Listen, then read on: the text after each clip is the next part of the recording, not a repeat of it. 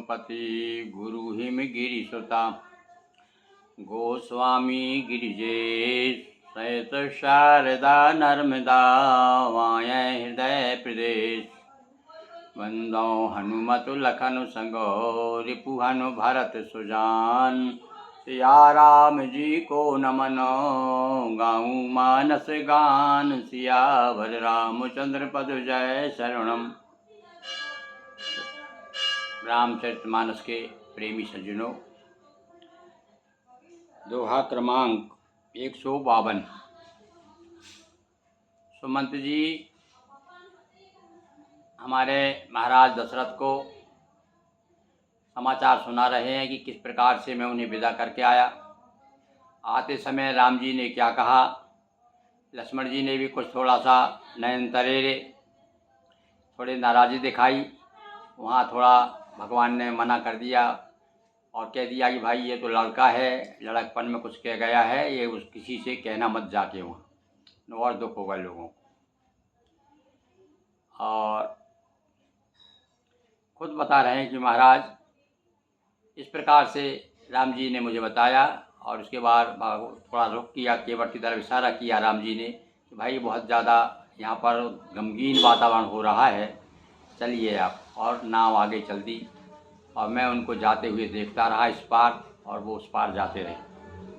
और उस समय का कष्ट मुझे जो हुआ उसका वर्णन मैं क्या करूं। स्थिति मेरी ये है कि मेरी जान नहीं निकली केवल, महाराज मैं कैसे जीवित आप वापस आ गया, मुझे इतना दुख हुआ। ऐसा सुमंत जी बता रहे हैं कि मैं आपन किमि कहूँ कलेशु, मैं अपना कलेश कैसे कहूँ महाराज। जियत फिरो ले राम संदेशु, मैं जीवित बच गया हूँ, जीवित आ गया हूँ संदेश लेकर के। असे कई सचैव बचन रह गए, हानि गलानि सोच बस भयु, चिंता में डूब गए। कितनी हानि हो गई और गिलानी के कारण उनसे कुछ कहते नहीं बना। मृत सूत बचन सुन तई नर नाहु। अब यहाँ सूत कहा भैया सुमंत जी को, क्यों? क्योंकि सारथी बन के गए थे भैया। ये को कहने का अर्थ है कि देखो जो राज्य कर्मचारी है समय समय पर अपने उत्तरदायित्व, जिससे जो उत्तरदायित्व राजा देते हैं वो संभालते हैं। तो यहाँ पर गोस्वामी जी उनको सूत लिख रहे हैं सुमंत जी को।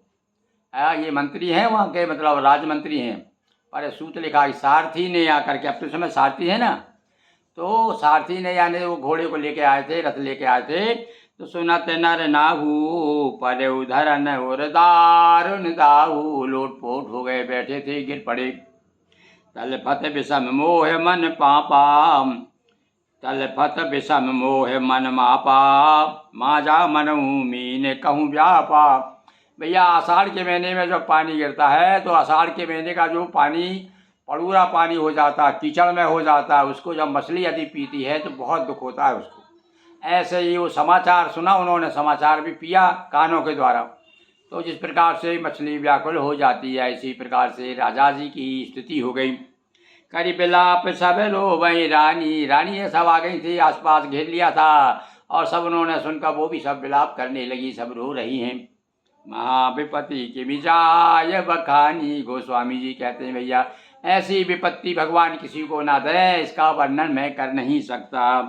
मुनि बिलाप दुख दुख सुने, बिलाप दुख लागा, और धीरज हु कर धीरज भागा। ऐसा लग रहा है धीरज जो धीरज होती है उसका भी धीरज भाग गया, दुख को भी दुख हो लगा। यानी कहने का अर्थ है कि दुख की कोई सीमा नहीं है, इतना दुख इस समय पूरा अयोध्या जहाँ जहाँ समाचार राम जी का पहुँच रहा है वहाँ वहाँ वही स्थिति हो रही है। अभी तो रानियाँ विलाप कर रही हैं, राजा दशरथ बेहोश पड़े हुए हैं, सुमंत जी से कुछ कहते नहीं बन रहा है।